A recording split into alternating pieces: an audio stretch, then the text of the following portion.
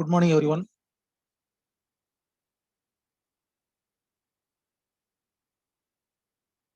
இந்த வீக் உங்களுக்கு அசைன்மெண்ட்ஸ் என்ன டாபிக்ன்றத இந்த வீக்குள்ள சொல்லிடுறேன் கண்டிப்பா. நம்ம இப்போ ரீசெண்டா என்ன பார்த்தோம் அப்படின்னா, ஜெனரல் பிரின்சிபல்ஸ் ஆஃப் இன்டர்பிரிட்டேஷன் பார்த்தோம். 11 பிரின்சிபல்ஸ் ஆஃப் இன்டர்பிரிட்டேஷன் பார்த்துருக்கோம் இல்லையா? ஸோ இப்போ அடுத்து நம்ம என்ன பார்க்க போறோம்னா construction of statutes. General principles of இன்டர்பிரிட்டேஷனுக்கும் இப்போ அடுத்து நம்ம பார்க்க போற கன்ஸ்ட்ரக்ஷனுக்கும் என்ன வித்தியாசம்னா, நம்ம ஆரம்பகட்ட கிளாஸஸ்ல டிஃப்ரெண்ட் கைண்ட்ஸ் ஆஃப் ஆக்ட்ஸ் பார்த்துருக்கோம். டிஃப்ரெண்ட் கைண்ட்ஸ் ஆஃப் ஆக்ட்ஸ் இல்லைனா ஸ்டாட்யூட்ஸ்.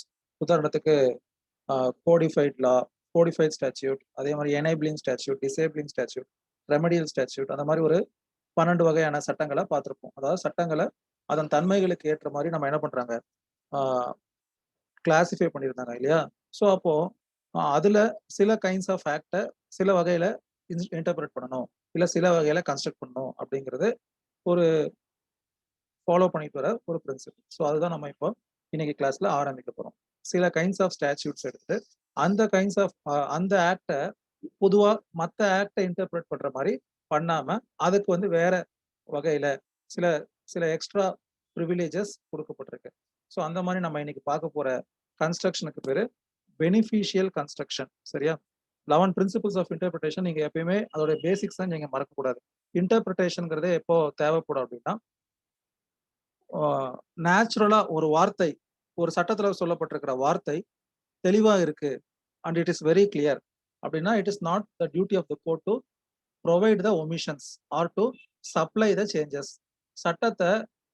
சட்டத்துல ஏதோ ஒரு விஷயம் இல்லை, அந்த இல்லாத விஷயத்த சேர்ப்பது இல்ல இருக்கிற விஷயத்த நீக்குவது, அந்த மாதிரி நம்ம இன்டர்பிரேட் பண்றதுக்கான அதிகாரம் நமக்கு என்ன கிடையாது, யாருக்குமே கிடையாது, கோர்ட்டுக்கும் கிடையாது. So it only declares what the law is. But sometimes the natural meaning, அதாவது அங்க இருக்கக்கூடிய அந்த வார்த்தைகள் என்ன இருக்காது அப்படின்னு பாத்தீங்கன்னா, if we are giving the natural meaning, the intention of legislature cannot be fulfilled. அதாவது எதற்காக இந்த சட்டம் இயற்றப்பட்டதோ அந்த நோக்கம் என்ன பண்ண முடியாது அப்படின்னு பாத்தீங்கன்னா, இருக்கும் வார்த்தைகளை இருக்கிறவாறே அதோட நேச்சுரல் மீனிங்கை நம்ம பொருள் கொண்டுட்டா அது போதுமானதாக இருக்காது. அப்போ ஒவ்வொரு முறையும் ஒரு தேவை ஏற்படும் பொழுது ஒரு அமெண்ட்மெண்ட்டையோ இல்ல புதுசா ஒரு ஆக்டையோ பாஸ் பண்றோங்கிறது it is not possible. Practically it is not possible. It also makes doubtfulness in the mind of the common man இல்லையா? ஸோ அப்போ அது சாத்தியம் கிடையாது. ஒவ்வொரு சின்ன சின்ன விஷயத்துக்கும் நம்ம என்ன பண்ண முடியாது, ஆல்ட்ரேஷனோ இல்லை ஏதோ ஒன்று அமெண்ட்மெண்ட்டை பண்ண முடியாது. அப்போ அவங்க என்ன பண்றாங்கன்னா, when the situation warrants, the court while interpreting it is giving an extended meaning of the word used. Natural meaning two interpretation is possible and one possible ஒரு இன்டர்பிரிட்டேஷன் வந்து பண்ணும்போது ஒரு வார்த்தையை நம்ம அதுல இருக்கிற மாதிரியே ஒரு சட்டத்துல ஏதோ ஒரு வார்த்தையை இருக்கிற மாதிரியே இன்டர்பிரேட் பண்ணும்போது என்ன ஆகுது அப்படின்னு பாத்தீங்கன்னா, அவருடைய நேச்சுரல் மீனிங் கொடுக்கும்போது அந்த சட்டம் எதற்காக ஏற்றப்பட்டதோ அந்த நோக்கத்தை நிவர்த்தி செய்ய முடியல. அப்போ அவங்க என்ன பண்றாங்கன்னா, அதோடைய எக்ஸ்டெண்டட் மீனிங்கை கொடுக்குறாங்க. எக்ஸ்டெண்டட் மீனிங் அப்படிங்கிற போது வைடர் மீனிங், வைடர் மீனிங் அதுக்கு வந்து இப்படியெல்லாம் அர்த்தம் இருக்கும், இருந்ததுனாலதான் அதை இப்படி ஒரு வார்த்தை சேர்த்திருக்காங்க அப்படிங்கிற மாதிரி இருக்கக்கூடியதான் எக்ஸ்டெண்டட் மீனிங். இதுக்கு நான் கான்ஸ்டியூஷன் தான் அடிக்கடி எக்ஸாம்பிளா சொல்லுவேன். ஏன்னா அதுதான் நமக்கு நிறைய பேருக்கு கொஞ்சம் தெரிஞ்ச ஒரு விஷயமா இருக்கும். என்ன அப்படின்னு பாத்தீங்கன்னா, as usual I used to say article 21, right to life and personal liberty, no person shall be deprived of his life and personal liberty except according to the procedure established by law. இந்த மாதிரியான ஒரு வார்த்தை தான் கொடுக்கப்பட்டிருக்கும். கிட்டத்தட்ட திருக்குறள் மாதிரி பாத்தீங்கன்னா 7 words தான் இருக்கும், 1.25 அடியில தான் இருக்கும் அந்த article 21. No person shall be deprived of his life and personal liberty except according to the procedure established by law. இப்போ இந்த ப்ரொசீஜர் எஸ்டாப்ளிஷ்டு பை லா அதுக்கு கீழே பாத்தீங்கன்னா நூற்றுக்கணக்கான ஜட்மெண்ட்ஸ் இருக்கும். ப்ரொசீஜர் எஸ்டாப்ளிஷ்டு பை லா என்ன அப்படின்னு சொல்லிட்டு, அப்போ ப்ரொசீஜர் எஸ்டாப்ளிஷ்டு பை லா அப்படின்னு பாத்தீங்கன்னா, ப்ரொசீஜர் எஸ்டாப்ளிஷ்டு பை லானா என்ன, ஒரு சட்டத்தை ஏற்றுவதற்கான அதிகாரம் வழங்கப்பட்டிருக்கா, அந்த சட்டத்தை நிறைவேற்றுவதற்கு எக்ஸிக்யூட்டிங் பவர் ஒரு பர்டிகுலர் டிபார்ட்மெண்ட்டுக்கு வழங்கப்பட்டிருக்கா.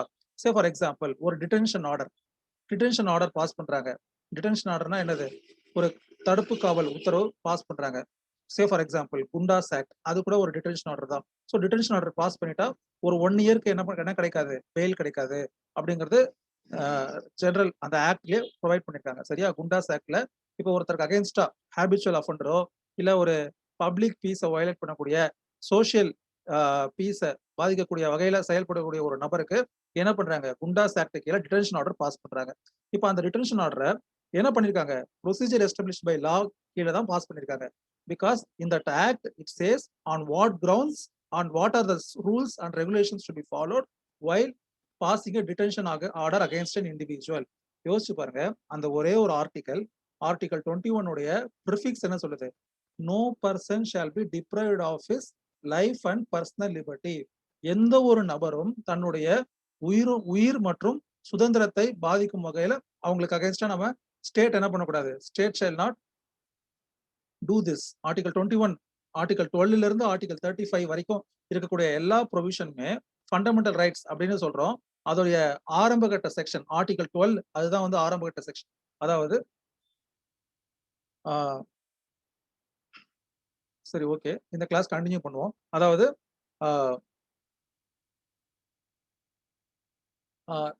நான் இப்ப சொல்ல வரத வந்து நீங்க கவனிங்க.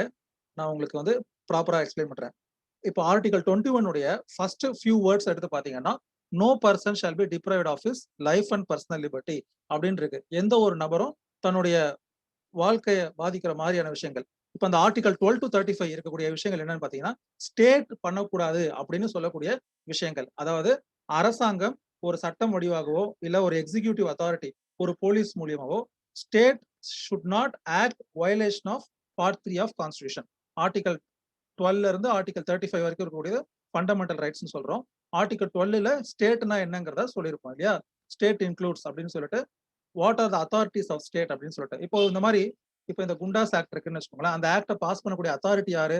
இப்போ தமிழ்நாடு ஆக்ட் 14 ஆஃப் 1982 இருக்கும். So Tamil Nadu legislature has passed that act after getting the assent of governor, it becomes a law. Now it is a law. ஆனா அந்த இதுல கூட என்ன ஒரு வார்த்தை சேர்க்கப்பட்டிருக்கு? Procedure established by law. So it should be interpreted in what aspect, what are the procedures to be followed அப்படின்னு சொல்லிட்டு அதுக்கு கீழேயும் நிறைய வயலேஷன்ஸ் இருக்கு. அப்போ அந்த குண்டாஸை வந்து அவங்க சேலஞ்ச் பண்ண பொழுது நார்மலா குண்டாஸ் ஆக்ட் வேலிடுன்னு, அந்த டிடென்ஷன் ஆர்டர் வேலிடுன்னு கோர்ட் டிக்ளேர் பண்ணிருச்சு அப்படின்னா என்ன பண்ண முடியாது, ஒருத்தருக்கு 1 இயருக்கு பெயில் கிடைக்காது. சரியா?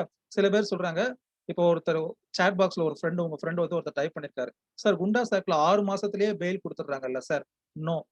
அதாவது என்ன பண்ணுவாங்க அப்படின்னு பாத்தீங்கன்னா, டிடென்ஷன் ஆர்டர் பாஸ் பண்ணிடுறாங்க இல்லையா ஒருத்தருக்கு அகேன்ஸ்டா, either he may be habitual offender or etcetera etcetera, ஏற்கனவே சொன்ன மாதிரி அவங்களுக்கு அகேன்ஸ்டா டிடென்ஷன் ஆர்டர் பாஸ் பண்ணுவாங்க. நார்மலா யார் பாஸ் பண்ணுவாங்கன்னா, மொஃபசில் ஏரியாவா இருந்தா அந்த மாவட்டத்தோட கலெக்டர் பாஸ் பண்ணுவாங்க.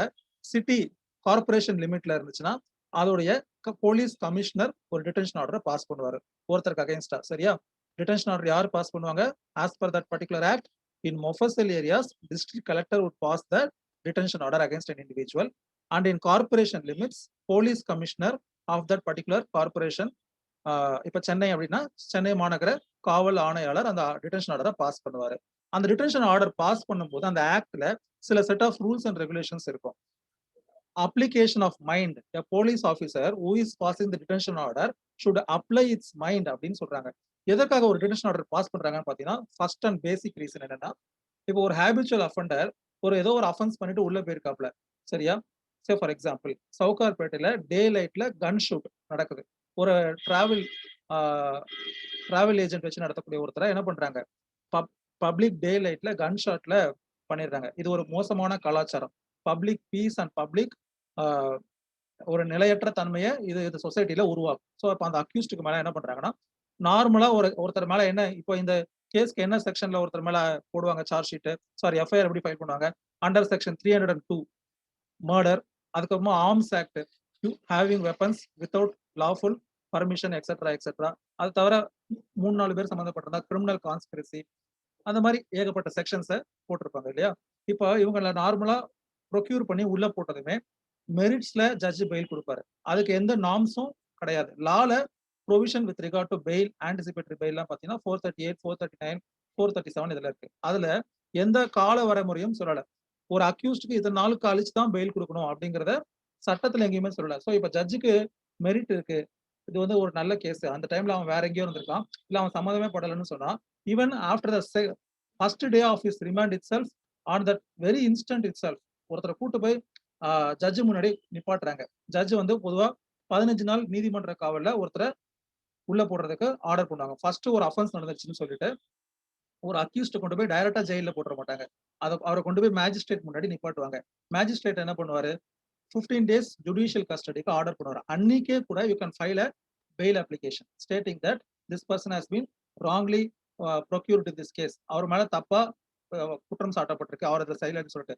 அப்ப நீதிபதி என்ன பண்ணலாம்னா, அவர் நினைச்சா அன்னைக்கே கூட அவருக்கு ஜாமீன்ல அவர விடுதலை பண்றதுக்கு உத்தரவு குடுக்கலாம். சட்டத்துல எந்த ஒரு ரெஸ்ட்ரிக்ஷன்ஸும் கிடையாது. சரியா? இப்ப லோவர் கிரிமினல் கோர்ட்ல பிராக்டிஸ் பண்ணக்கூடிய உங்கள்ல யாராவது ஒரு சிலருக்கு தெரியும். என்ன பண்ணுவாங்கன்னா, நார்ம்ஸ் ஃபாலோ பண்ணுவாங்க. நார்ம்ஸ்னா என்னன்னா, அந்த மேஜிஸ்ட்ரேட் வந்து இப்ப தெஃப்ட் கேஸ்னா 10 நாள் கழிச்சு தான் நான் பெயில் பெட்டிஷன கன்சிடர் பண்ணுவேன். அதே மாரி ஆ இன்னும் கொஞ்சம் கிரேவர் டென்சிட்டி இருக்கக்கூடிய கேஸா இருந்தா, ஆ நான் அதிக நாள் கழிச்சு தான் கன்சிடர் பண்ணுவேன். அப்படிங்கிற மாரி ஒவ்வொருத்தரும் அந்த ஜட்ஜ் என்ன பண்ணியிருப்பாங்க, ஒரு நார்ம்ஸ் அந்த கோர்ட்டுக்குன்னு இருக்கக்கூடிய ஒரு நார்ம்ஸ தான் ஃபாலோ பண்ணுவாங்களே தவிர, லால என்ன கிடையாது. எந்த ரெஸ்ட்ரிக்ஷனுமே கிடையாது. ஜட்ஜ் அன்னைக்கே அவன விடுதலை பண்ணாலும் சரி, இல்ல 2 நாள் கழிச்சு விடுதலை பண்ணாலும் சரி, எந்த ரெஸ்ட்ரிக்ஷனும் கிடையாது. ஆனா அந்த டிடென்ஷன் ஆர்டருக்கு கீழ ஒருத்தர அந்த ஆர்டர் பாஸ் பண்ணிட்டாங்கன்னா, அவரால 1 இயர்க்கு அவருக்கு பெயில் கிடைக்காது அப்படின்னு சொல்றாங்க. அப்ப அவங்க என்ன பண்ணுவாங்கன்னா, அந்த டிடென்ஷன் ஆர்டர சேலஞ்ச் பண்ணுவாங்க. அதுக்குன்னு ஒரு போர்டு இருக்கும். சரியா? அந்த போர்டுல ஒரு ரிட்டயர்ட் ஜட்ஜ், அதுக்கப்புறமா ஒரு சோசியல் ஒர்க்கர், அப்புறம் போலீஸ் அத்தாரிட்டில ஒருத்தர். ஒரு 3 பேர் இருப்பாங்க. அந்த போர்டுக்கு ஒரு ரெப்ரசன்டேஷன் அனுப்புவாங்க. இந்த மாரி எனக்கு அகைன்ஸ்டா பாஸ் பண்ண டிடென்ஷன் ஆர்டர் வந்து it is non est in law. ஏதோ பாஸ் பண்ண ஃபாலோ பண்ணக்கூடிய ரெகுலேஷன்ஸ ஃபாலோ பண்ணல. வேரியஸ் ரெகுலேஷன்ஸ் இருக்கு. அதுல முக்கியமான ரெகுலேஷன்ஸ் பார்த்தீங்கன்னா, article 22 of constitution. Article 22 of constitution மட்டும் தரோவா படிச்சாலே, நீங்க ஒரு சக்சஸ்ஃபுல் ஆ ஆ என்ன சொல்றது? டிடென்ஷன் ஆர்டர் சேலஞ்ச் பண்ணி வின் பண்ணக்கூடிய ஒரு லாயரா எவால்வ் ஆகலாம். Only by reading article 22 of constitution. ஒரு அக்யூஸ்ட ரிமாண்ட் பண்ணணும்னா, அவன அரெஸ்ட் பண்ணி 24 ஹவர்ஸ்க்குள்ள மேஜிஸ்ட்ரேட் கிட்ட ப்ரொடியூஸ் பண்ணணும். ஒரு கிரவுண்டு. அதே மாரி அவனுடைய டிடென்ஷன் ஆர்டர் பாஸ் பண்ணா, அத வந்து அவனுக்கு தெரிவிக்கணும். தெரிவிக்கிறது எப்படி தெரிவிக்கணும்? அவனுடைய நியரர் ஒன்ஸ்க்கு தெரிவிக்கணும். Stating that this person is going to be detained by virtue of this order அப்படிங்கிறத அவனோட நியரர் ஆர் டியரர் ஒன்ஸ்க்கு தெரிவிக்கணும். So that they can make a valid legal representation by engaging a suitable counsel. அவங்களுக்கு யார தன் வழக்கறிஞரா நியமிக்கிறாங்களோ அதற்கான வாய்ப்ப அவனுக்கு உருவாக்கி குடுக்கணும். அது பற்றின தகவல்கள தெரிவிக்கணும். You should serve all copies of detention to him. That detention copy should be in his own language. இந்த மாரி வேரியஸ் கிரைட்டீரியாஸ் இருக்கு. சரியா? ஒரு அக்யூஸ்ட டிடென்ஷன் பண்றோம் அப்படின்னா, கிட்டத்தட்ட more than 50 set of guidelines are there in that act. அதுல ஏதாவது ஒரு சின்ன விஷயம் சரியா ஃபாலோ பண்ணனா கூட அந்த டிடென்ஷன் என்ன பண்ணுவாங்க? ஹேபியஸ் கார்பஸ் ஃபைல் பண்ணுவாங்க. ஹேபியஸ் கார்பஸ் எப்ப ஃபைல் பண்ணுவாங்கன்னா, அந்த போர்டு வந்து கன்சிடர் பண்ணி இந்த டிடென்ஷன் ஆர்டர் வேலிட் தான் சொல்லிட்டாங்க அப்படின்னா, then they would file this habeas corpus petition. அந்த ஹேபியஸ் கார்பஸ் பெட்டிஷன்ல தான் 90% ஆஃப் த ஹேபியஸ் கார்பஸ் பெட்டிஷன்ல டிடென்ஷன் ஆர்டர் இஸ் இன்வாலிட்ன்னு சொல்லி கோர்ட் சொல்லும். ஏன் அப்படின்னா, it is almost difficult to follow all those 50 set of guidelines. இது தெரியும். தெரிஞ்சும் நீதிமன்றம் என்ன பண்ணுது? ஆ தெரிஞ்சும் அந்த டிடென்ஷன் ஆர்டர் பாஸ் பண்ணப்படுது. 100க்கு 98 கேஸ்ல தட் டிடென்ஷன் ஆர்டர் இஸ் ஆ நான் est in law. It is illegal அப்படின்னு சொல்லிட்டு தான் ஒரு அக்யூஸ்ட இது பண்றாங்க. பட் ஆனா இப்ப பிராக்டிகலா என்ன நடக்குதுன்னா, எங்கேயோ போயிட்டோம் டாபிக். பிராக்டிகலா என்ன நடக்குதுன்னு கேட்டீங்கன்னா, ஒரு ஒரு ஹேபியஸ் கார்பஸ் லிஸ்ட்ல கொண்டு வரதுக்கே 6 மந்த்ஸ் ஆகுது. ஒரே ஒரு கோட்டால மட்டும் தான் அந்த கோட்டால் நம்பர் 5 ஆர் 6 பெஞ்ச்ல அந்த கேஸ லிஸ்ட் பண்ணுவாங்க. ஸோ ஃபர்ஸ்ட் டைம் அட்மிஷனுக்கு வந்ததுக்கு அப்புறமா ஃபைனல் ஹியரிங்க்கு வர்றதுக்கு ஒரு நாளைக்கு சராசரியா இப்ப Madras high court and Madurai bench இருக்கு. அப்போ இந்த மெட்ராஸ் ஹைகோர்ட் கீழ ஒரு 13 மாவட்டம் இல்ல 15 மாவட்டம். அங்க ஒரு 13 மாவட்டம்னு வச்சுக்கோங்களேன். அத்தனை மாவட்டத்துக்கும் சேர்த்து ஒரே பெஞ்ச் தான் விசாரிக்குது. ஆனா டெய்லி எத்தன கேஸஸ் டிடென்ஷன் ஆர்டர் பாஸ் பண்றாங்க? டெய்லி எத்தன கேஸஸ் லிஸ்ட் ஆகுதுன்னு பார்த்தீங்கன்னா, என் நம்பர் ஆஃப் கேஸஸ். அப்ப அந்த டிடென்ஷன் ஆர்டர் லைன் படி வரும்பொழுது minimum 4 to 6 months it happens. அப்ப என்ன ஆயிடுதுன்னா, the police does not bother. 6 months கழிச்சு ஜட்ஜ் வந்து டிடென்ஷன் ஆர்டர் இஸ் இன்வாலிட் அப்படின்னு சொல்லிட்டு is allowing him to come on bail. இப்போ உங்க ஃப்ரெண்டு கேட்ட மாரி 6 மாசத்துல பெயில் எப்படி சார் கிடைக்குது அப்படின்னு பார்த்தீங்கன்னா, அந்த 6வது மாசம் ஃபைனல் ஹியரிங்க்கு அந்த கோர்ட்ல பெஞ்ச்ல வரும்போது ஏதோ ஒரு செட் ஆஃப் ரூல்ஸ் சரியா ஃபாலோ பண்ணல. நானே கிட்டத்தட்ட ஒரு 10 டிடென்ஷன் ஆர்டர சேலஞ்ச் பண்ணியிருப்பேன். பார்த்தீங்கன்னா, அந்த அக்யூஸ்டுக்கு குடுத்த காப்பில ஒரு புக் மாரி குடுப்பாங்க. அதுல ஜெராக்ஸ் எடுத்த பேஜஸ்ல பார்த்தீங்கன்னா, ஒரு 2 பேஜ் ஒமிட் ஆயிருக்கும். ஏன்னா ஒரு 150 பேஜ் நீங்க ஜெராக்ஸ் போடும்போது ஒரு பிளாக் மார்க் வரலாம். இல்ல சரியா ஜெராக்ஸ் எடுத்து குடுத்துருக்கலாம். சோ அதனால என்ன ஆயிருக்கும்னா, he could not make an effective representation அப்படிங்கிற கிரவுண்ட்ல ஆர்கியூ பண்ணி கேஸ பிரேக் பண்ணியிருக்கோம். அப்புறம் சில கேஸ்ல அந்த ரிலேட்டிவ்ஸ்க்கு இன்ஃபார்ம் பண்ணணும் அப்படின்னு இருக்கும். அது வந்து that should be effective communication so that he can keep a lawyer. Police என்ன பண்ணியிருப்பாங்கன்னா, we are communicated to this phone number of the, அதாவது அந்த டிடென்யூடைய மதருக்கு நான் எஸ்எம்எஸ் மூலியமா தெரிவிச்சிருக்கேன் அப்படின்னு சொல்லுவாங்க. That mother would be a illiterate person. She does not know how to open a message and see what this message is about அப்படின்னு சொல்லிட்டு. So இதெல்லாம் அவங்க என்ன பண்ணிருக்கணும், மைண்ட் அப்ளை பண்ணிருக்கணும். அதே மாதிரி டிடென்ஷன் ஆர்டர் எப்போ ஒரு ஒரு போலீஸ் ஆஃபீஸர் பாஸ் பண்ணுவாங்கன்னா, when there is possibility of a person coming out of bail, அவன் வெளியில வர்றதுக்கான சாத்தியம் அதிகமா இருக்கு, அவன் வெளியில வந்தா பப்ளிக் பீஸ் வயலேட் ஆகும், இந்த மாதிரி காரணம் தான் டிடென்ஷன் ஆர்டர் பாஸ் பண்ணுவாங்க. சில கேஸ்ல அக்யூஸ்ட் பெயிலே அப்ளை பண்ணிருக்க மாட்டாரு, ஜெயில தான் இருப்பாரு. அப்ப பெயிலே அப்ளை பண்ணாத போது அவன் எப்படி வெளியில வருவான்? நீங்க எந்த அப்ரிஹென்ஷன்ல டிடென்ஷன் ஆர்டர் பாஸ் பண்ணீங்க? ஸோ இட் அமௌண்ட்ஸ் டு நான் அப்ளிகேஷன் ஆஃப் மைண்ட். இப்போ இந்த மாதிரி ஒவ்வொரு வார்த்தைக்கும் 100 அர்த்தங்களை கற்பிச்சு நம்ம என்ன பண்ணுவோம், ஒரு கேஸ் ஃபைல் பண்ணுவோம். நான் application of mind, article 22 is violated, not given effective representation by providing irregular copies, அவருக்கு தெரிஞ்ச மொழியில இன்டர்பிரட் பண்ணி கொடுக்கல. That accused, say for example, இப்போ சவுகார்பேட்டை கேஸ்ல ஒரு அக்யூஸ்ட பிடிச்சிருப்பாங்க, he might be a Rajasthani or he might be a Gujarati. அப்ப அவனுக்கு தெரிஞ்ச மொழியில அந்த ஆவணத்தை மொழிபெயர்த்து கொடுக்கணும். அந்த ஆக்ட்ல அப்படி சொல்லப்பட்டிருக்கு. அப்ப அந்த இன்டர்பிரிட்டேஷன்ல ஏதோ தப்பு இருக்கு அப்படின்னா அது ஒரு கிரவுண்டா சேலஞ்ச் பண்ணி டிடென்ஷன் ஆர்டர் பிரேக் பண்ணுவோம். பட் என்னன்னா, due to this kind of work burden, it takes some 4 to 6 months, sometimes even 8 to 9 months ஆயிருக்கு. ப்ரீவியஸா பாத்தீங்கன்னா ஒரு 3 or 4 years முன்னாடி. அப்ப அது வரைக்கும் even though a person has merit in his name, we cannot prevent his detention. வேற வழியே கிடையாது, அவன் இருந்துதான் ஆகணும். சரியா? இப்ப ரீசெண்டா 2 days முன்னாடி நீங்க நியூஸ் பேப்பர் படிக்கிற பழக்கம் வச்சுக்கணும் அப்படின்னு சொல்லியிருக்கேன். இப்ப ரீசெண்டா 2 days முன்னாடி ஒரு போலீஸ் இன்ஸ்பெக்டர், உமன் இன்ஸ்பெக்டர், அவங்களுக்கு அகைன்ஸ்டா ஒரு அக்யூஸ்ட் என்ன பண்றாரு, ஒரு சிவில் கோர்ட்ல என் மேல தவறா கேஸ் போட்டுறீங்க அப்படின்னு சொல்லிட்டு 50 லட்சம் ரூபாய் இழப்பீடு கேட்டு ஒரு வழக்கு தாக்கல் பண்றாரு. 50 lakhs compensation for slapping wrong case against me. அப்ப ஜட்ஜ் என்ன சொல்லியிருப்பாருன்னா, இந்த மாதிரியான கேசஸை என்டர்டைன் பண்ண முடியாது. Only for the reason a person is acquitted from that current case due to, அதாவது குற்றம் நிரூபிக்கப்படவில்லை என்பதற்காக ஒரு ஒரு அதிகாரிய, அதை விசாரணை அதிகாரியின் மீது வழக்கு தொடுத்தோம் என்றால் அது என்ன ஆயிடும், then the independent functioning of the investigating officer would be questioned. So every time it is not possible. Sometimes a person may be acquitted due to non-inspiration of evidence. அதாவது கோர்ட்டை இன்ஸ்பயர் பண்ற மாதிரி, கோர்ட்டுடைய கான்பிடன்ஸை கேதர் பண்ற மாதிரியான எவிடன்ஸை prosecution produce பண்ண தவறி இருக்கலாம். அதற்காக ஒரு குற்றவாளிக்கு என்ன பண்ணிருக்கலாம், அந்த சந்தேகத்தின் அடிப்படையில ஒருத்தர் விடுதலை செஞ்சிருக்கலாம். அதற்காக அந்த விசாரணை அதிகாரிய அந்த ஒரு ரீசனுக்காக இது ஜோடிக்கப்பட்ட வழக்கு, இது பொய் வழக்கு அப்படின்னு சொல்லிட்டு only because a person is acquitted the investigation officer cannot be charge அப்படின்னு சொல்லிட்டு அந்த கேஸ் என்ன பண்ணிடுவாங்க, அந்த போலீஸ் ஆஃபீஸருக்கு அகைன்ஸ்டா கோர்ட் இஷ்யூ பண்ண சம்மனை ரத்து பண்ணிட்டு. நீங்க 2 or 3 days முன்னாடி பேப்பர் எடுத்து பாருங்க. இதெல்லாம் எதுக்கு சொல்றேன் அப்படின்னா, the word used in an act may be some smaller word, சாதாரணமான ஒரு வார்த்தையா இருக்கும். ஆனா அந்த வார்த்தைக்கு எப்படியெல்லாம் அர்த்தம் கொடுக்க முடியும் அப்படிங்கறத அந்த பிராக்டிக்கலா ஜட்மெண்ட்ஸை நீங்க படிச்சு பாக்குறது மூலியமாவோ, இல்ல பிராக்டிக்கலா கோர்ட்டுக்கு போறதுனாலயோ, இல்ல இந்த மாதிரி செஷன்ஸ் கேட்கறதுனாலயோ நீங்க தெரிஞ்சுக்கலாம். A law is common to everyone, but how you utilize that அப்படிங்கிறது தான் it is important. That is how அதோட சக்சஸ் எப்படி இருக்குன்னு பாத்தீங்கன்னா, a successful lawyer உடைய success rate is based on the successful interpretation or successful construction of that particular act. சரியா? அதே மாதிரி பெயில பத்தி பேசுறத நிறைய பேசிட்டு இருக்கலாம். மேண்டேட்டரி பெயில் ஒரு ப்ரொவிஷன் இருக்கு 167 clause 2ல. அதாவது ஒரு சிஆர்பிசி, நீங்க இனிமேல் தான் இதெல்லாம் படிப்பீங்க, நம்ம அதுக்குள்ளலாம் போக தேவையில்லை. But since some of you is raising doubts, அதுக்காக நான் சொல்றேன். அதாவது என்னன்னா, it is the mandatory duty of the investigation officer to file a final report or charge sheet under section 174 clause 2 CRPC within so many days. அதாவது அந்த particular offence base பண்ணி இந்த அஃபென்ஸுக்கு 90 டேஸ்க்குள்ள charge sheet file பண்ணிடணும், இந்த மாதிரியான அஃபென்ஸ்க்கு 120 டேஸ்க்குள்ள charge sheet file பண்ணணும்னு சொல்லி லால ப்ரொவைட் பண்ணிருக்கு. அப்ப அதற்குள்ளாக அந்த police investigation officer charge sheet file பண்ண தவறிட்டா அக்யூஸ்டா அந்த ஒரே ஒரு ரீசனுக்காகவே என்ன பண்ணலாம், பெயில கிராண்ட் பண்ணலாம். இட் இஸ் மேண்டேட்டரி பெயில் அப்படின்னு சொல்லுவாங்க. அந்த ப்ரொவிஷனுக்கு கீழே நீங்க பெயில் அப்ளிகேஷன் ஃபைல் பண்ணிட்டீங்க, அதை அப்புறமா the judge is also satisfied that the charge sheet or final report or the investigation is not completed within 120 days or within 90 days. சரியா?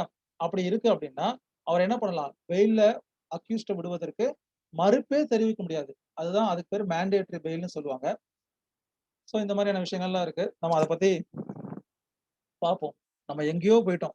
ஸோ இப்போ இந்த பெனிஃபிஷியல் கன்ஸ்ட்ரக்ஷன் அப்படின்னா என்னன்னு பார்த்தீங்கன்னா, if some particular provision or if that particular act is for the benefit of particular individuals or for a particular group of people, then it should be interpreted in the wider meaning. It should be interpreted in the wider meaning. Natural meaning கொடுக்கணுங்கிற அவசியம் கிடையாது. Natural meaning may not serve the purpose. May not serve the purpose. Natural meaning ஒரு வார்த்தைக்கு அதுல இருக்கிற மாதிரியே meaning கொடுத்தா அந்த சட்டத்தின் நோக்கத்தை நிவர்த்தி செய்ய முடியாது. அது it may not be a complete solution to the intention of legislature. அது ஒரு முழுமையான தீர்வை வழங்காது. அப்ப நம்ம என்ன பண்றோம்னா வைடர் மீனிங் கொடுக்குறோம். சார் இதுக்கும் பெனிஃபிஷியல் கன்ஸ்ட்ரக்ஷனுக்கும் என்ன சார் வித்தியாசம்? சார் என்ன சார் சம்பந்தம் அப்படின்னு பாத்தீங்கன்னா, beneficial construction as the name suggest. இப்ப நான் சொன்னா பாத்தீங்களா கிளாஸ் ஆரம்பிக்கும் போது 12 கைண்ட்ஸ் ஆஃப் லெஜிஸ்லேஷன் பார்த்தோம் நம்ம. Codified act, repealing act, remedial act, etcetera etcetera etcetera. அதுல ரெமடியல் ஆக்ட் அப்படின்னு சொல்லிட்டு ஒரு ஆக்ட் இருக்கு. ஞாபகம் இருக்க வாய்ப்பு இல்ல. ரெமடி அப்படின்னா it is giving some kind of relief to particular class of people. Say for example workman compensation act 1923. Why that act has been enacted? ஒரு வேலை செய்யும் இடத்துல ஒரு தொழிலாளிக்கு ஏதோ ஒரு விபத்து ஏற்பட்டுருது, பெயிண்ட் அடிக்க போறாங்க, கான்ட்ராக்டரோட கூட்டிட்டு போறாரு. பெயிண்ட் அடிக்கும் போது முதல் மாடியிலிருந்து கீழே விழுந்துடுறாரு. So is suffering some disablement. It may be partial or temporary. What kind of compensation can be given to him? அவனுக்குன்னு ஏதாவது ஒரு நீதிமன்றம் இருக்கா அப்படின்னு பாத்தீங்கன்னா, டெபுட்டி கமிஷனர் ஆஃப் லேபர் அப்படின்னு சொல்லிட்டு ஒரு அதிகாரியுடைய கோர்ட்ல ஒர்க்மேன் காம்பன்சேஷன் ஆக்ட் கீழே கேஸ் ஃபைல் பண்ணுவாங்க. அதே மாதிரி மேட்டர்னிட்டி பெனிஃபிட் ஆக்ட். அந்த மேட்டர்னிட்டி பெனிஃபிட் அதுல லீவ் என்கேஷ்மெண்ட் இருக்கு. பழைய டைம்ல வந்து 12 வீக்ஸ் இருந்துச்சு, இப்போ அதை இன்னும் இன்க்ரீஸ் பண்ணிருக்காங்க. அப்ப அந்த particular பீரியடுக்கு the mother is entitled to leave with salary for that particular period. அப்போ ஏதோ ஒரு நிறுவனம் என்ன பண்ண மறுக்குது, நான் உனக்கு சம்பளம் தர மறுக்கிறேன், விடுப்பு தரேன், ஆனா சம்பளம் தர முடியாது அப்படின்னு சொல்லுது. இப்ப அது சம்பந்தமா கோர்ட்ல கேஸ் ஃபைல் பண்ணுது.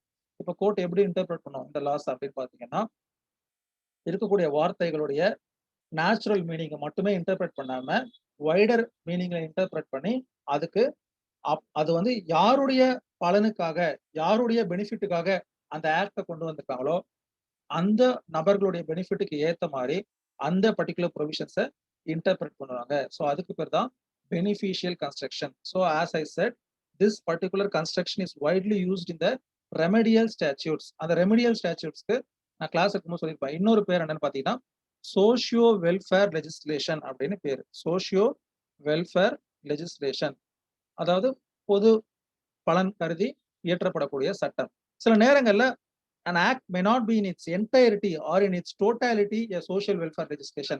It is sufficient even a particular provision or even a particular section is having some kind of beneficial intent. சரியா? It is not necessary that entire act should be beneficial in nature. A particular provision is sufficient.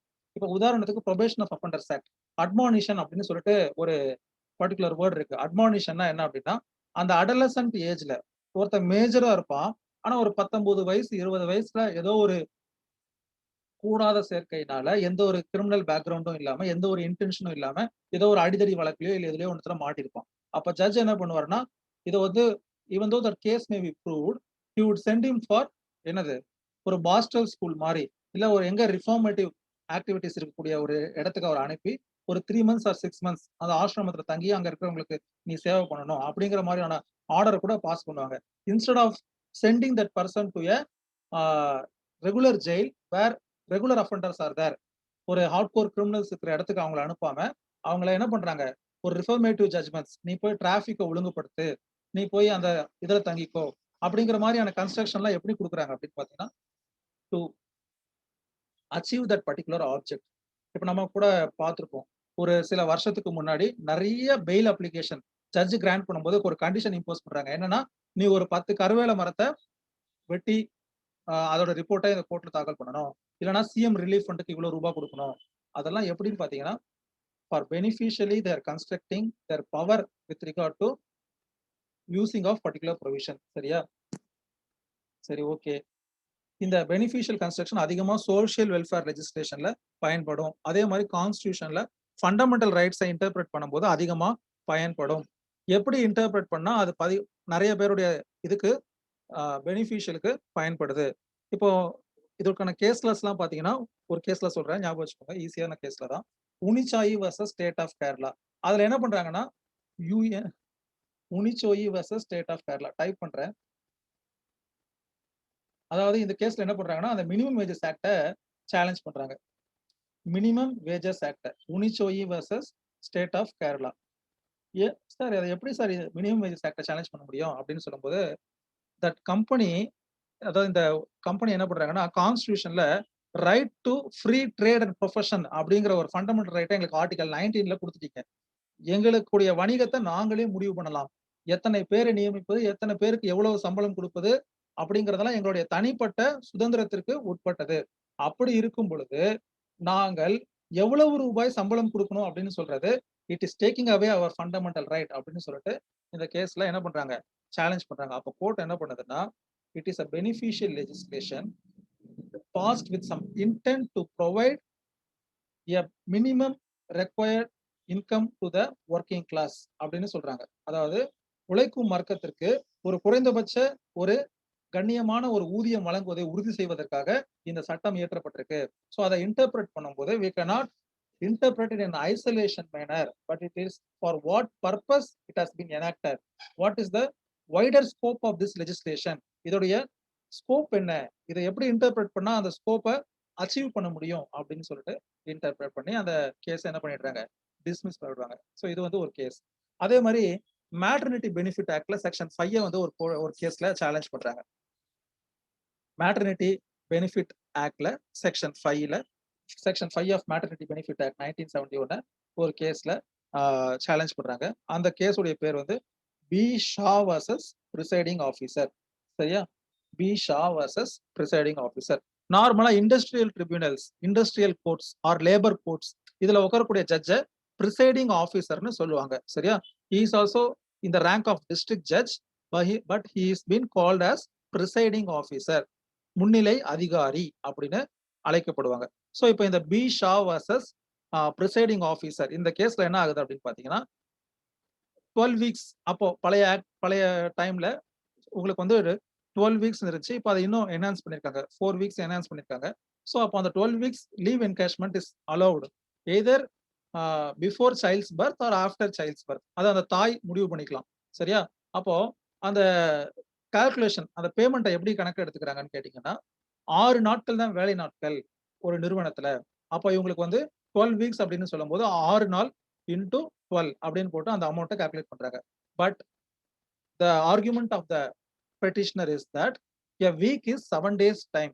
அப்போ சண்டேக்கும் என்ன சேலரியோ அதையும் calculate பண்ணி தான் கொடுக்கணுமே தவிர சண்டேவை omit பண்ணக்கூடாது அப்படின்னு சொல்றாங்க. Strictly speaking working days should be constructed. But ஆனா கோட் என்ன பண்ணுது? It is beneficially constructing the provisions and it says a week அப்படின்னு சொல்லும்போது it also includes a holiday. சண்டேக்கும் சேர்த்து தான் நீங்க எடுத்துக்கணும் அப்படின்னு சொல்லிட்டு கால்குலேட் பண்ணும்போது it is giving a wider meaning so that it should benefit the lactating mother. ஒரு தாயிற்கு அதிக பலனை தரும் விதத்துல அவங்க என்ன பண்றாங்க? இன்டர்பிரட் பண்றாங்க. சோ இது வந்து ஒரு முக்கியமான ப்ரொவிஷன். சோ இந்த மாதிரி various social welfare legislation R particular ஒரு ஒர்க்கிங் கிளாஸ் ஒரு லேபர் என்னதான் லேபர்னு சொல்லி நம்ம யூனியன் எல்லாமே இருந்தாலும் கூட தே ஹேவ் லெஸ் டீத் இல்லையா? எத்தனையோ அப்போ அவர்களுக்காக ஒரு சட்டம் வரும்பொழுது அதை எப்படி இன்டர்பிரட் பண்ணணும், ஒரு வைடர் இன்டர்பிரேஷன் கொடுக்கணும் அப்படிங்கிறது தான் இந்த ஆக்ட் உடைய ஒரு முக்கியமான விஷயம். சரியா? அதுக்கடுத்து இதுக்கு கீழே நீங்க நிறைய கிரிமினல் லெஜிஸ்லேஷன்ஸ்ல பார்க்கலாம். நீங்க படிச்ச விஷயத்தை நீங்க இதுல எழுதலாம். பெனிஃபிஷியல் கன்ஸ்ட்ரக்ஷனுக்கு Sheela Barse versus union of India, Sheela Barse versus union of India அப்படிங்கிற கேஸ்ல என்ன பண்ணிருப்பாங்கன்னா, அப்போ அந்த அந்த கேஸ்க்கு அப்புறமா தான் Sheela Barse versus union of India ஒரு பப்ளிக் இன்ட்ரெஸ்ட் லிட்டிகேஷன். அந்த கேஸ்க்கு அப்புறமா தான் ஒரு அடலசன்ட் பர்சன்ஸ் இல்ல ஒரு ஜுவனைல்ஸை ரெகுலர் பிரிசன்ல அடைக்க கூடாது அப்படிங்கிறத ஷீலா பார்சே கேஸ்க்கு அப்புறமா தான் they would have accepted that kind of an argument because அந்த அடலசன்ஸ்ல இல்ல ஒரு அந்த இளநிலை பருவத்துல ஒருத்தர் செய்யக்கூடிய குற்றத்தை ஒரு ரெகுலர் அஃபண்டரோட அவனை போட்டு மறுபடியும் அதே பிரிசன்ல அதே இடத்துல அவனை நீங்க வச்சீங்க அப்படின்னா there is no possibility of rehabilitation. அப்போ அந்த ரிஃபார்மேட்டிவ் தியரி நம்ம ஃபாலோ பண்றோங்கிறதுக்கு அர்த்தமே கிடையாது. Where is the scope of reformation? Once a person has been launched inside the regular prisons with the criminals அப்படின்னு சொல்லிட்டு அப்போ அவங்க அந்த ஏஜ் பேஸ்ல எல்லா பிரிசனர்ஸையும் ரிப்போர்ட் வாங்கி என்ன பண்றாங்க all over India shifting the lesser age accused persons to juvenile homes and other things after Sheela Barse case. அதே மாதிரி சுனில் பாத்ரா வர்சஸ் டெல்லி அட்மினிஸ்ட்ரேஷன், இதெல்லாம் நீங்க எந்த கேஸ்னாலும் எழுதலாம் பெனிஃபிஷியல் கன்ஸ்ட்ரக்ஷனுக்கு. Interpreting constitutional provisions, interpreting social welfare legislations, interpreting criminal laws where the rights of human rights or dignitary rights of the persons. He may be accused person, that is secondary. இப்ப நம்ம ஊர்ல death sentence is allowed, கரெக்டா? Rarest of rare கேசஸ்ல death sentence கொடுக்கலாம். ஆனா சில நாடுகள்ல அந்த டெத் சென்டென்ஸை பப்ளிக் வியூல கொடுக்குறாங்க. ஒரு எலக்ட்ரிக் சேரை பப்ளிக் வியூல போய் பார்க்கலாம், அவங்களுக்கு எலக்ட்ரிக் ஷாக் வைப்பாங்க. பப்ளிக் வியூல the person would be hanged, public வியூல gas would be used, public வியூல ஒரு injection it would be used. ஆனா இந்தியால அந்த பப்ளிக் வியூல பண்றது இல்ல. ஏன் அப்படின்னு பாத்தீங்கன்னா, that is also to give respect to that particular person. He may be an accused, he may be executed, but at the same time some kind of dignity should be there அப்படிங்கிற மாதிரி தான் கொண்டு வராங்க. சரியா? So இப்போ அந்த மாதிரி நீங்க கான்ஸ்டியூஷன் சம்பந்தப்பட்ட என் நம்பர் ஆஃப் கேசஸ் இருக்கு, இன்டர்பிரட் பண்ணக்கூடிய கேசஸ், அதை நீங்க கொண்டு வரலாம். ஹவு பெனிஃபிஷியல் கன்ஸ்ட்ரக்ஷன், நான் சொன்ன மாதிரி அந்த ஆர்டிகல் 21ல அந்த due process of law, procedure establish by law, sorry கரெக்டான வார்த்தை ப்ரொசீஜர் எஸ்டாப்ளிஷ் பை லா, அந்த வார்த்தைக்கு கீழே நூற்றுக்கணக்கான வழக்குகள் இருக்கு. அதே மாதிரி right to life and personal லிபர்ட்டியில ரைட் டு லைஃப் அப்படிங்கிறதுக்கு கீழே right to livelihood, Olga Tellis versus Bombay municipal corporation. அதே மாதிரி right to education, Unni Krishnan versus state of Andhra Pradesh. அதே மாதிரி Selvi versus state of Karnataka, narcotic analysis is inhuman, brain mapping is unacceptable அப்படின்னு சொன்ன case Selvi versus state of கர்நாடகால. அந்த மாதிரி இப்போ நான் சொன்ன ஷீலா பார்சே, சுனில் பாத்ரா, இந்த மாதிரி வேரியஸ் கேஸ் தான் நீங்க பெனிஃபிஷியல் கன்ஸ்ட்ரக்ஷனுக்கு எக்ஸாம்பிளா எடுத்துக்கலாம். சரியா? ஒரு ஸ்டூடெண்ட் இப்பதான் வந்து ஜாயின் பண்றாரு, என்ன இதுல இருக்காருன்னே தெரியல. சரி, ஓகே. இப்போ உங்களுக்கு ஏதாவது டவுட்ஸோ இல்லை ஏதாவது கிளாரிஃபிகேஷன்ஸோ இருந்தால் நீங்க பாருங்க, இந்த ப்ரொவிஷன் நீங்க பாருங்க, பார்த்துட்டு ஏதாவது டவுட்ஸ் இருந்தால் நீங்க கேளுங்க. சரியா? Beneficial construction. ஸோ அந்த இன்டென்ஷன் என்ன அப்படிங்கிறத பார்த்து, if some legislation is to benefit a particular class of people or particular group of workers or category of persons அப்படின்னா, in which way if it is interpreted that better result can be given to that persons on whose behalf this particular act is enacted அப்படிங்கிறத பார்த்து கொடுப்பாங்க. அதுக்கு பேர் தான் beneficial construction. சரியா? Unmute பண்ணிருக்கேன், ஏதாவது டவுட்ஸ் இருந்தா கேளுங்க. அதுக்கப்புறம் ஒருத்தர் உங்களை ஒருத்தர் ஒரு டவுட் கேட்டிருந்தாங்க, என்னன்னா அந்த 11 பிரின்சிபல்ஸ் ஆஃப் இன்டர்பிரேஷன் அந்த 11th பிரின்சிபல் எங்களுக்கு இது பண்ணல அப்படின்னு சொல்லிட்டு நீங்க அப்லோட் பண்ண வீடியோஸ் போய் பாருங்க. அது சின்ன ஒரு பிரின்சிபல் தான், நான் அதில் அதை அப்லோட் பண்ணிருப்பேன். நீங்க அதை பார்த்துட்டு ஏதாவது டவுட்ஸ் என்ன கிளாரிஃபிகேஷன் ஆகல, புரியல அப்படின்னா நீங்க எனக்கு சொல்லுங்க, நான் சொல்றேன். சரியா?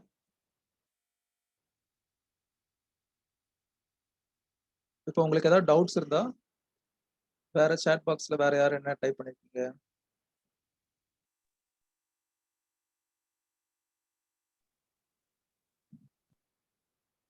அவ்வளவுதான், பெருசா அந்த டவுட் இல்லை.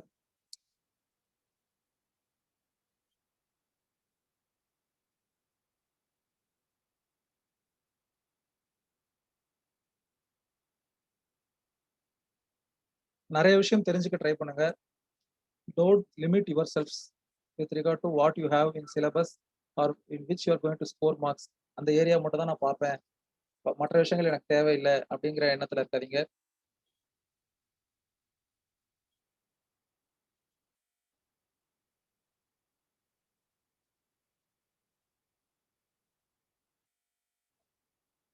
அதே மாதிரி ரொம்ப லேட்டா வரவங்களுக்கு எந்த ரீசனபிளும் காசும் இல்லாம லேட்டா வந்தீங்கன்னா, நான் அட்டண்டன்ஸ் எல்லாம் பார்த்துட்டு தான் இருக்கேன், எல்லாருக்கும் கொடுக்குறேன்.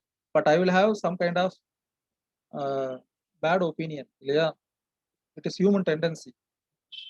அதனால அந்த மாதிரி உங்க மேல எனக்கு தவறான ஒரு அபிப்பிராயம் வர மாதிரி தாமதமாக வராத அவாய்ட் பண்ணுங்க. சரியா?